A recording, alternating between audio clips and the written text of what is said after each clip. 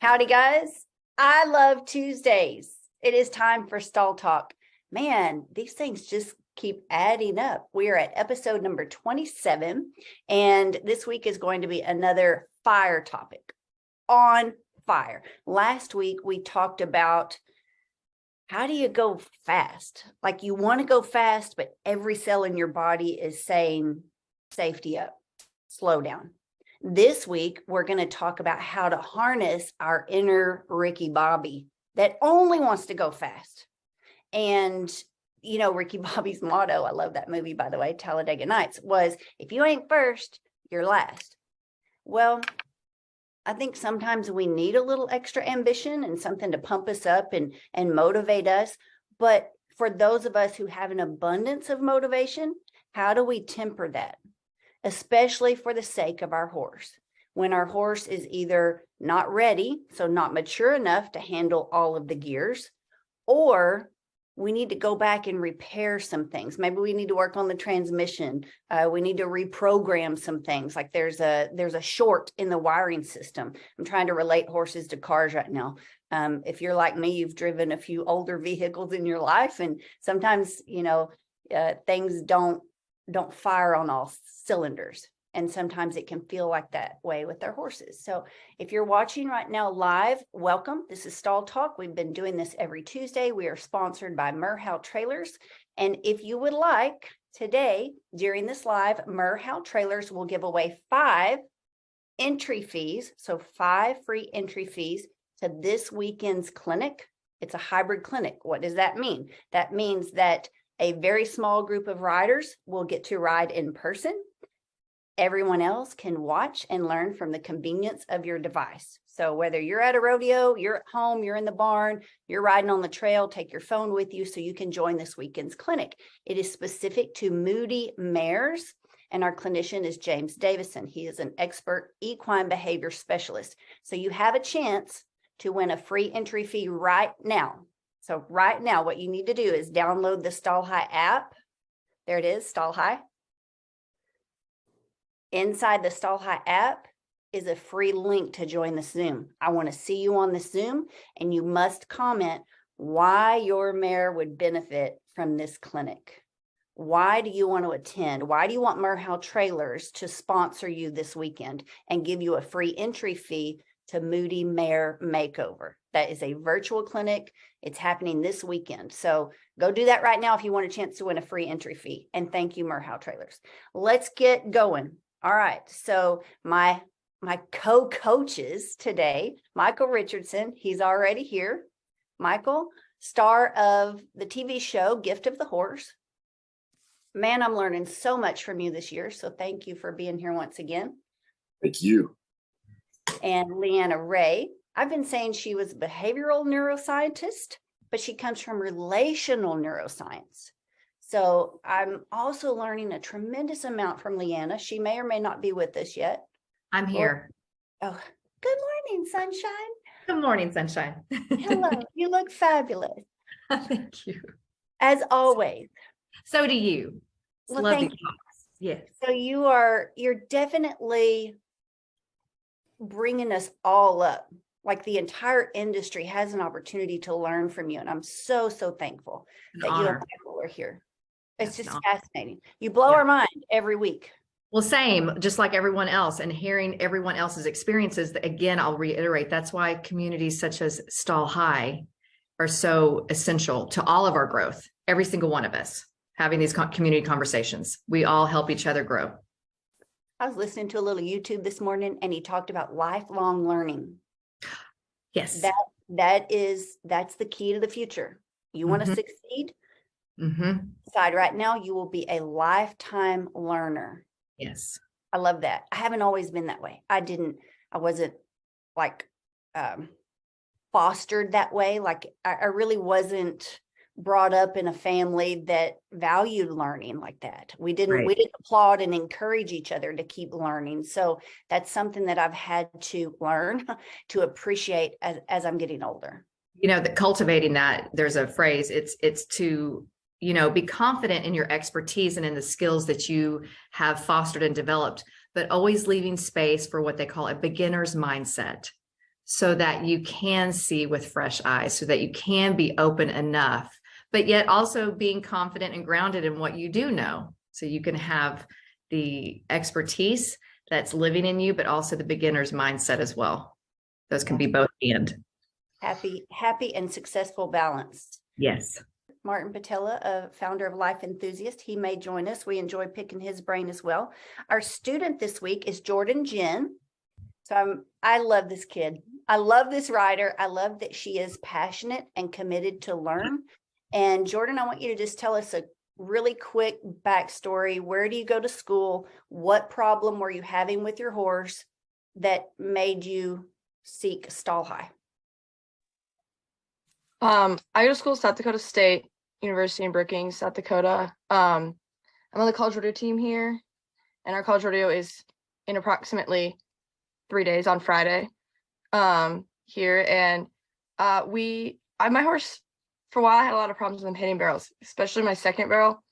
That was just, I could not figure out how to get him past it. And I could get him, like, for a while, I could get him by it, and I just didn't really know how to fix it. So I just kind of like let it go because I didn't know what to do. And so then I was like, well, it's working enough of the time right now that I just am going to let it go, because I didn't know. I've never had a horse that hits barrels, but I never had a horse that I got that was like as finished as this horse was when I got him. So I could mold my own horses before that. Now this horse like already had his own way of doing things, and I had to like try and learn that. So I did well on him, and then I started struggling, and then we went to different clinicians and did like different trainers that helped me, and everyone's solution was just always to tie him down more and tie him down more and tie him down more, like bring his head down more and like get him more bound up, because he's really big and really strong and really fast, and I'm not very big or strong. And so you can obviously, he's a horse anyway, so you can easily overpower me, but he's even more so like that. And we finally, I don't know how, like someone told me to put the Lagnat bit in him without like telling me, like without like telling me like you should talk to Kendra, but they just had me to put the bit in him. So I ordered the bit, and then she reached out to me because I ordered the bit, and like I started talking to you about it, and I started telling my dad about the way that you train and stuff, and he doesn't like tying him down. Like he would prefer, the only horses we run tie downs on are rope horses and stuff, so I have a little bit of something to brace on. He does not want to run a tie down on my barrel horse. He doesn't like that stuff. He's whatever. And so I started talking to him, and he's not one to like hammer on him too hard like anything either, and I don't like that either. And then finally we started talking to you more and more, and it started to actually like help my horse. So then we got pretty much as much involved as we could here. Okay, so let's help our viewers understand this horse for a minute. So on a scale of 1 to 10, 10 being NFR level, speed and power, okay? I'm going to classify this horse at his potential, from what I see, especially from what you sent me over the weekend, 8.5. Like he is high. He is up there. He is fast. He's got a lot of muscle, and I believe he really wants to please you. Like he's trying his best. I can just see it. I just know it about him. Even though y'all are not on the same page right now, it's our job to help you get there. And I'm so proud of you for investing in yourself rather than going out there and going through all these random products and devices. You're investing in wisdom.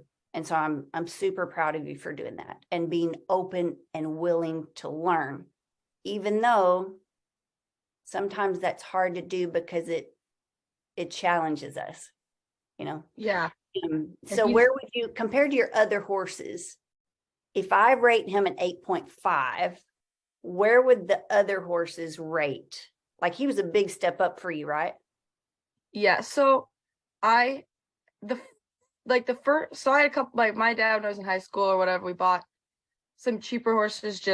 So I had a nice horse that he was probably like a 5 or 6. Like I placed high school rodeos and stuff on him a bunch, and he got to college and he was usually like top 20, top 30 or so out of like the 100 girls or whatever, but I wasn't making short rounds on him or anything.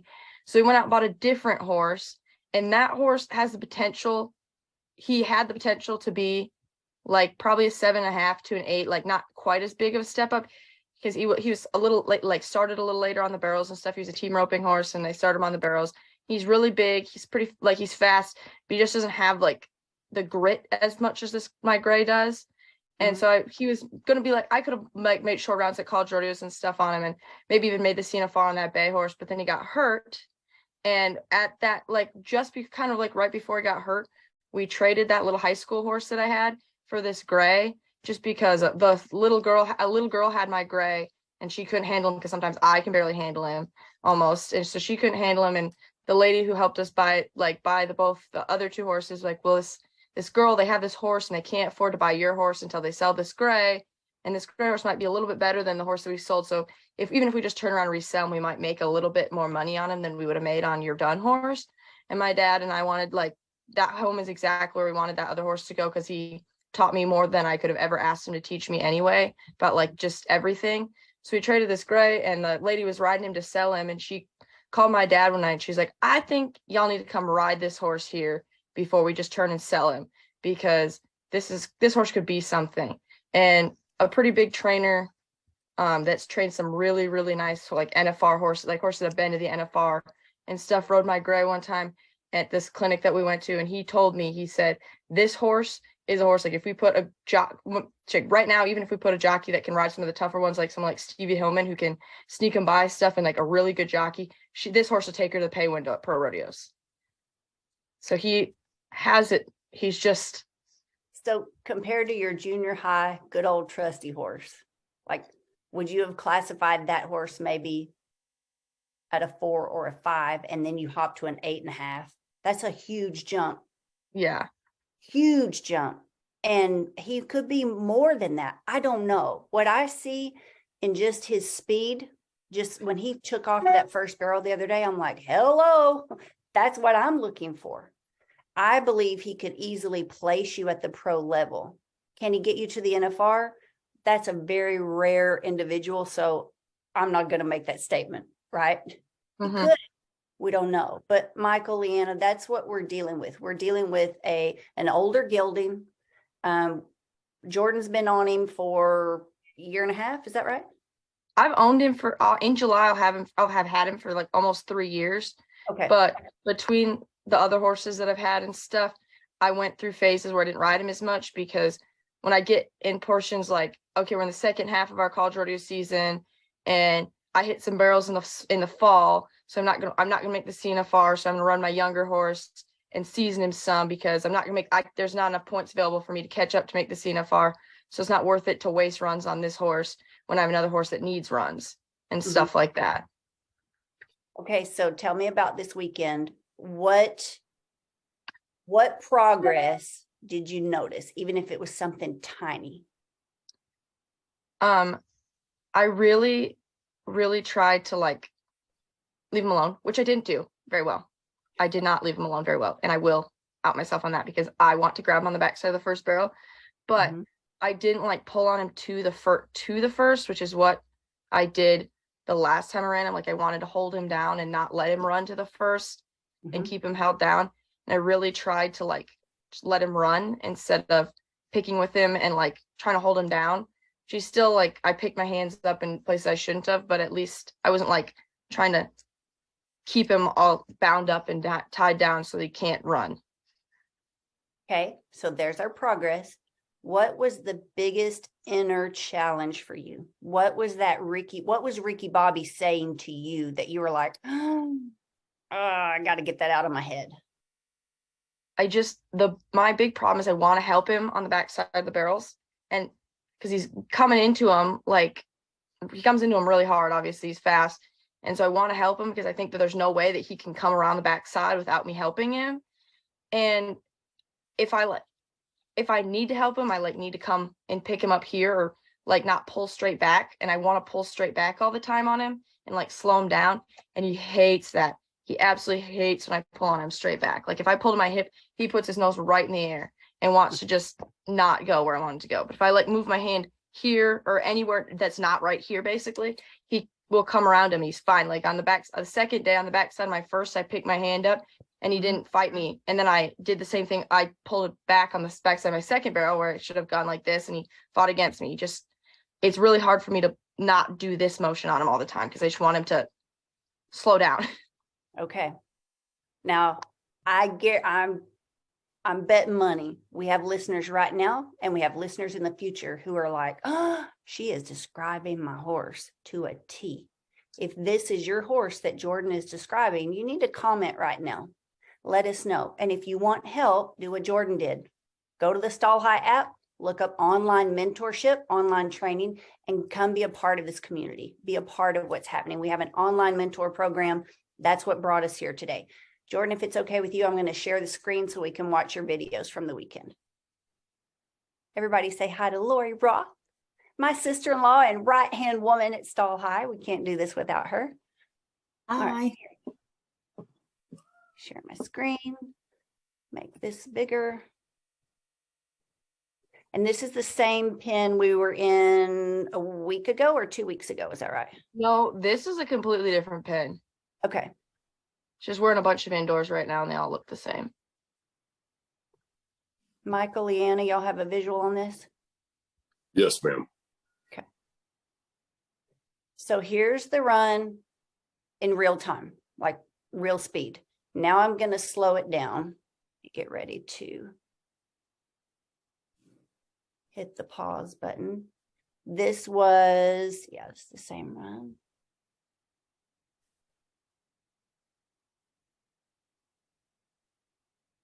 Jordan, sometimes when you're making progress and it doesn't come together, or when they clock slower, I think we have to battle that inner Ricky Bobby that says, you're supposed to be getting faster. Why is it slower? You know, why am I hitting barrels? If I'm making progress, why does it feel worse right now? So Michael, Leanna, here it is in slow motion. Think about what you want to ask Jordan. Me to go ahead and stop it. It helps us all become better horsemen and horsewomen. If you're interested in attending Moody Mare Makeover Clinic, you can attend in person. There's only one spot left, or you can watch from the convenience of home. Sign up right now at moodymaremakeover.com. And a special thank you to Merhow Trailer.